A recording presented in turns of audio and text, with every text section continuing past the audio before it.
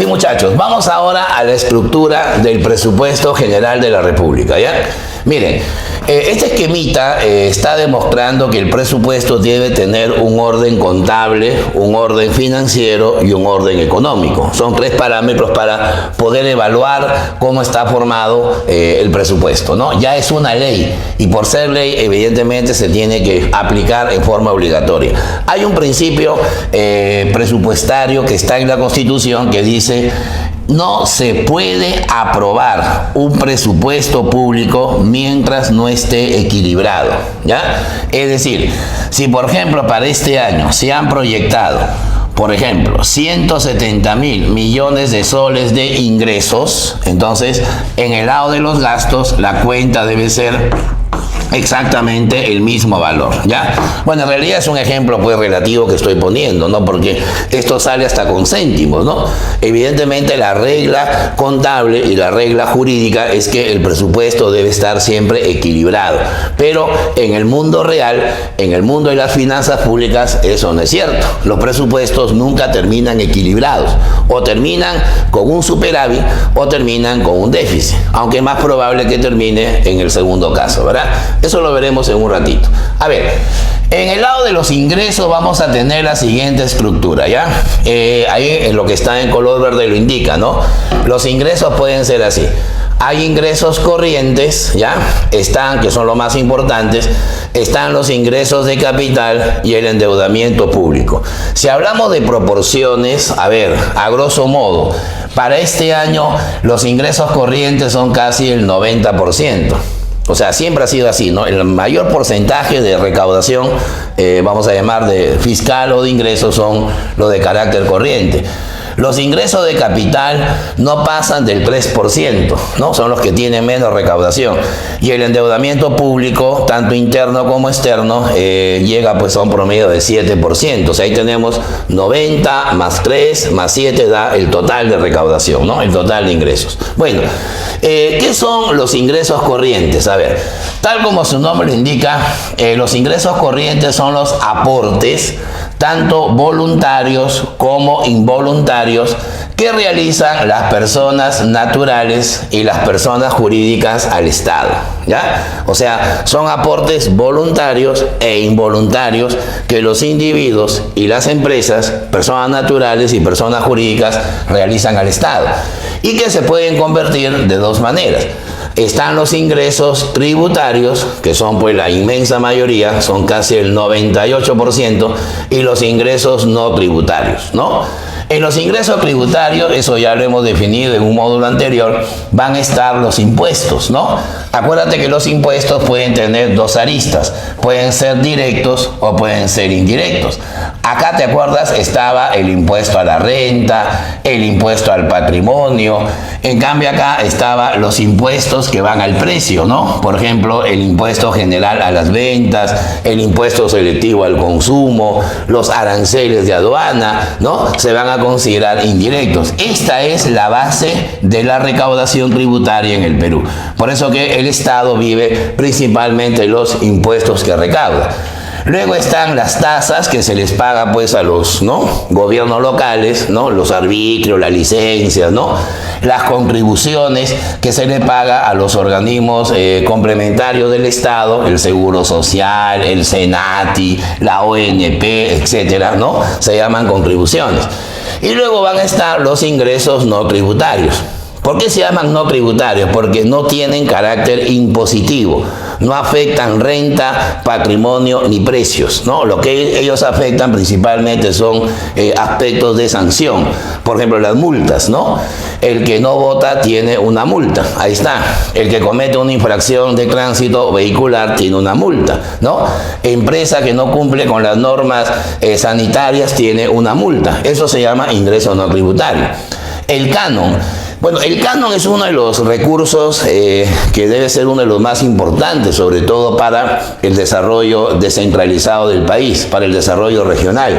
Porque cuando una empresa, por ejemplo, explota un recurso natural, la empresa va a tener que pagarle a la región un porcentaje de sus utilidades, ¿no? O sea, si yo soy una empresa minera, llego a un pueblo, depredo la agricultura, ¿no? Malogro el medio ambiente, tengo que reparar con dinero, o sea, pagar dinero por el daño que estoy haciendo. Entonces, ese tipo de reparación civil, me dejo entender, se le conoce como el canon, ¿no? Por eso se habla del canon minero, se habla del canon pesquero, el canon petrolero, hay canon maderero, hay un canon especial, por ejemplo, en el Callao, que es el canon aduanero, ¿no? Entonces, el canon es una especie de reparación civil por la depredación o el usufructo de un recurso natural, ¿no? Bueno, luego están los ingresos de capital. Los ingresos de capital son obtenidos por las empresas estatales, ¿ya? O sea, en palabras simples, son las ganancias que una empresa del Estado debería aportar y que también se produce por la venta del patrimonio. El Estado, por ejemplo, vende una empresa, ¿no?, que era de su propiedad. El Estado vende un terreno. El Estado vende un inmueble. Todo ese conjunto, por ejemplo, de ventas que hace el Estado de su patrimonio se llama ingreso de capital. En la época de Fujimori, en su primer gobierno, estos ingresos fueron muy importantes porque recuerden ustedes por historia que ahí empezó la privatización. O sea, el Estado empezó a vender todo su patrimonio de tipo empresarial, ¿no? Ahora es apenas un 3%.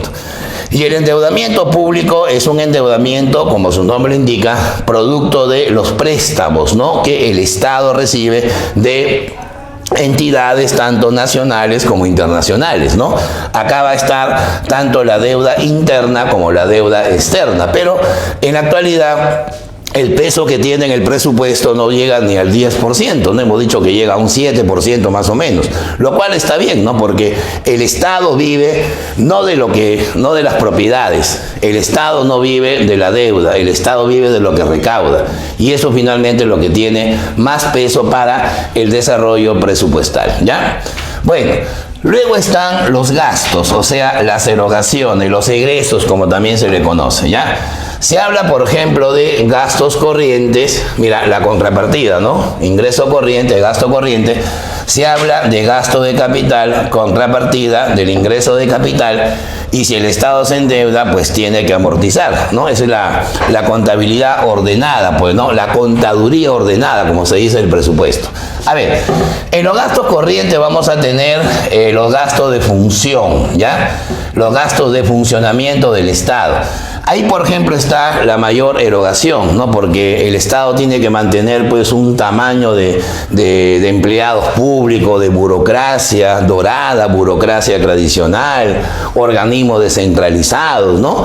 Y por eso tiene que pagar, pues, sueldos, tiene que pagar salarios, pagar a los maestros, a los policías, a los cachacos, ¿no? Sí, bueno, pagarle a los médicos, ¿no? Pagar a las enfermeras. Imagínate, son casi 1,5 millones de personas que el Estado tiene que solventar, ¿no? Comprar bienes y servicios para las entidades públicas, los gastos en la defensa nacional, ahí está el mayor peso del gasto público, ¿verdad? Bueno, luego van a estar los gastos de transferencia. Los gastos de transferencia fundamentalmente se refiere al pago de pensiones, ¿no? O sea, el Estado tiene que soliviantar y devolver los aportes que han hecho los trabajadores al sistema de normalización previsional, llamado también la ONP. Acá no pongamos para nada las AFP, porque las AFP son para el sector privado. Acá estamos hablando de la economía pública, ¿está bien?